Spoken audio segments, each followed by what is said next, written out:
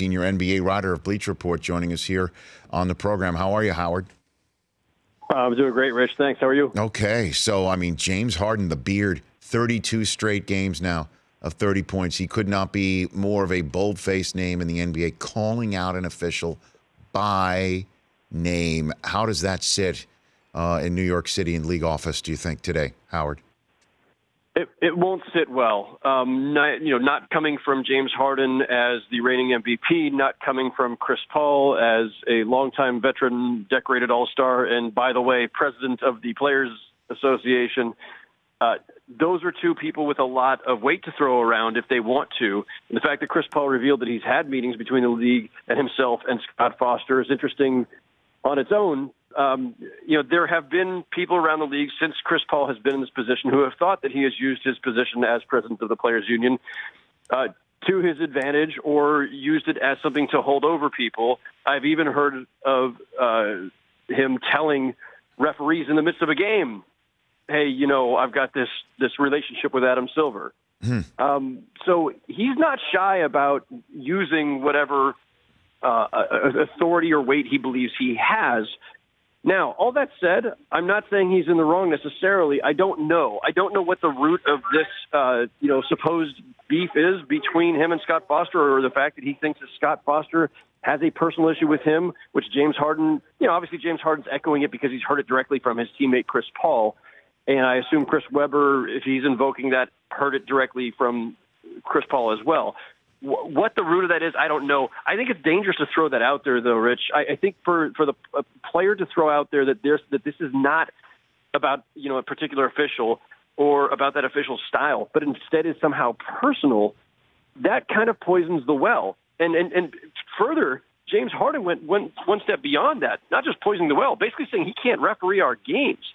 You can't have that. Players cannot be dictating, teams cannot be dictating which officials rotate in and out of their games. And Scott Foster has been, for years, one of the highest rated referees in the NBA. You will see him always deep in the playoffs and in the finals. And, that if the Rockets are going to be around deep into the postseason, they're going to see him multiple times. And the last thing you want to do, I would think, one, is to inflame that situation, with the referee himself and with the league office, but two, to then create this haze around every time Scott Foster referees your game, because now everyone's going to be talking about it and writing about it, commenting on it, and they're going to start to see every call he makes or doesn't make through that prism. That is corrosive. That is exactly why the league has fines and a fine structure for criticizing refs, because they don't want to get into a situation like this where people start viewing everything through this warped lens. Scott Foster was voted in an LA Times poll of unnamed players the worst referee in the league in 2016, so he has that as well. And he does have 25 years in the league too, though, Howard. I mean, a couple of years ago when we saw a tech extravaganza in the NBA, the conversation was all the vets had been cycled out and retired, and the new guys coming in didn't have any relationships with the players, and is leading to a lot of miscommunication and a lot of technical fouls. But Foster's been around a quarter century. I'm wondering, do we have the problem again of officiating in players, or this is just a one-off, do you think? Well, I think it's something that ebbs and flows, Rich. I mean, it's something that never really goes away if you think about it. I mean, last year was this spike, and I think, frankly, the spike in player-referee tensions last year, I think, was a little overdone by all of us in the media. I don't think it was ever as bad as it looked. There were a few high-profile cases involving high-profile teams or some of the bigger stars in the game, so it got more attention than usual. But I don't think it was necessarily any better or worse of a year. These things do ebb and flow. It sometimes does depend on the composition of the officiating staff at any given time. It sometimes depends on just the generation of players. There was a time when players, made their complaint, and then went on their way. And now we've got guys, at least last season, they were really not letting it go. And, it's frankly a fruitless pursuit. I've never seen a referee change a call based on a player complaining that he got it wrong, because they can't. They can't take back the whistle. So I think that this case is specific to one referee. and one player or team. So this is not necessarily a Scott Foster issue. I haven't heard the rest of the league say the same, that it's all personal. This is about Chris Paul and Scott Foster, apparently. To the LA Times thing, I just want to say real quick, it was a limited number of players. It's obviously not a full poll of all 450 players. Not scientific. And when players are asked about who's the worst ref, they're going to go with the guy that they don't like. So skill-wise, Scott Foster rates out, and these guys get reviewed to death by the league office. Scott Foster still rates out as one of their top refs year in, year out.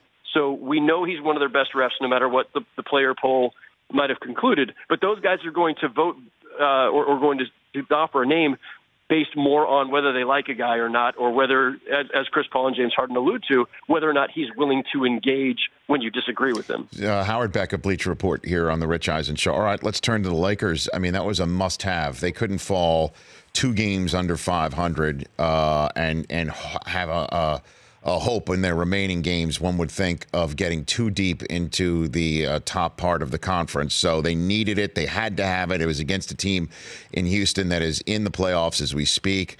What do you think of the Lakers' chances of making the playoffs, Howard Beck?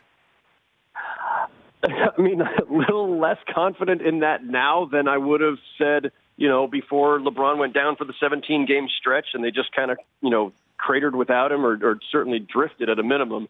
I still think they're in a good position to make it, though. The teams that they're mostly contending with for those last 2 spots are the Clippers and the Kings. The Clippers, who jettisoned their best player, Tobias Harris, at the trade deadline, still have a lot of good players, by the way, but still jettisoned their best player at the trade deadline and have incentive to not make the playoffs because they could keep their draft pick. And the Kings, who, while are having a breakthrough season that I think all of us are really having a great time just seeing. It's fun to see the Kings good again. It's fun to, Sacramento's been through enough. But it's a young team. I'm certainly not rooting for them to miss, but I will just say young teams usually hit some bumps in the road at inopportune times. If they faded, it wouldn't surprise me just because of the composition of that team. However, they also made a move to bolster themselves for the stretch run by adding Harrison Barnes at the deadline. So that's a team that closely is trying to make it. I think the Lakers have 2 games left against the Clippers, 1 against the Kings. Yep. So that will give them opportunities to close the gap. And it's LeBron James. I'm still not going to bet against LeBron James. I think they make it. Interesting. Wouldn't that be something else? And then, of course, it looks like they'd go take on the Warriors, who they only take on once. They do have a home-and-home against Milwaukee, which is a problem. They do have games against Phoenix, Chicago, and the Knicks, who we all know are tanking for Zion, who it was announced is out for Saturday's game at Syracuse. How does the NBA, and we're hearing that the Players Association is forwarding an idea that the age minimum should be lowered to 18. Work this all together here, where we see Zion's shoe explode and the one and done under attack right now in many ways, shapes, and form. Howard, how do you think the Zion shoe exploding played out in the league office as well? Well, I don't think that is necessarily an NBA issue at the moment. Right now, it underscores all the reasons why the league and the Players Association have been discussing eliminating the age limit, because it does create some of these moral hazards and puts guys in jeopardy. Now, listen, Zion Williamson could have been wearing a shoe that exploded while in an NBA game in his rookie season, too. Accidents happen, whether it's stepping on somebody's foot when you land and twisting your ankle, just, any number of mishaps that can happen. Of course, if that mishap happens while you're already in the NBA with guaranteed millions coming to you, that underscores the moral hazard of the NCAA. Right, but it happened in Cameron, though, and the reason why it did is because the NBA has a rule that sends Zion to Cameron, unless he wants to, play in some sort of G League where he can make a ton of money in a shoe contract, but nobody watches him play, and he makes a pittance for a salary. So yes, no, but that's the moral hazard I'm referring to, Rich. I mean, and so this is why the league and the union have been discussing this. Clearly, the league would rather not have this be the structure anymore. They have gotten to a point where they believe there's a better way. And with the G League growing, with them now three teams shy of having a full 30-team complement, it opens the door to being able to say, listen, maybe we don't need the age limit anymore, because if we draft guys in and they're not ready, every single team has a G League affiliate to send them to, so we can do this the same way baseball does, where guys don't come straight to the league. But they're not there yet, and the union and the league still have to figure out what the structure is or the trade-offs are for eliminating the age limit and the timeline. You know, but part of it as well, too, Howard Beck here, in terms of just with the pro game, just last night watching the games, seeing the Kings and the Warriors slug it out. What a great game between the Celtics and the Bucks. You know, the Sixers without Embiid. That was a fun game to see them go with Miami. Just for a night, just for one night, it being about the game and not about free agency, that maybe just in this period of who makes the playoffs and who's not, we can return to just watching the game in a way. And then I see the Lakers are at New Orleans Saturday, and then New Orleans is in Los Angeles Wednesday, and next Friday Anthony Davis is on the shot with LeBron. And we're going to get this thing going again, don't you think? Yeah, probably. I think it's kind of unavoidable. Every time LeBron and Anthony Davis are within, 10 feet of each other, every glance, every thing they might say, right? Every pull up the top of the jersey and whisper to each other. It's going to be a zoo. It'll be a circus. But then the following Saturday, the Celtics come to the Lakers. We got that going on. I mean, in Kyrie and LeBron. Kyrie's chafing about videos of him talking to Durant during the All-Star game, And I'm just wondering again how you feel about what I've been positing all week, that until somebody beats the Warriors, this is going to be the main drama, while we all, twiddle our thumbs to see who can actually knock off Golden State in a 7-game series. I mean, it's a fair juxtaposition, Rich. I would hazard to say, though, that I think if the Warriors were not this dominant, we would still be talking about where Durant's going to go and what Kyrie and Durant might have been talking about in the hallway and all the other stuff. As Steve Kerr said it, like, that NBA is a soap opera, and you just got to kind of accept that and embrace it, or at least make peace with it. This is where we are, and maybe we've always been at this place, but I think it's just heightened in the era that we're in, with superstar free agency and superstar movement being at an all-time high, with social media amplifying absolutely everything that is said, done, implied.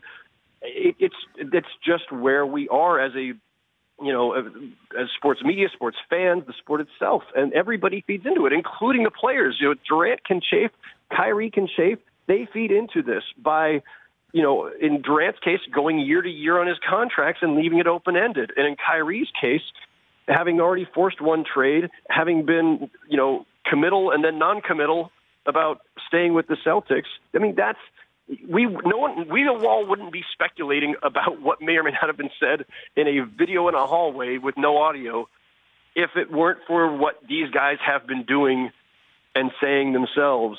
So it's, again, it's just where we are. And the Warriors being dominant certainly does, I think probably push us toward finding other things to fill the time to discuss about the league. Howard, thanks so much. Appreciate it. Always a pleasure, Rich. Thank you. You got it. At Howard Beck, Bleacher Report also. The Rich Eisen Show, weekdays at noon Eastern on Audience.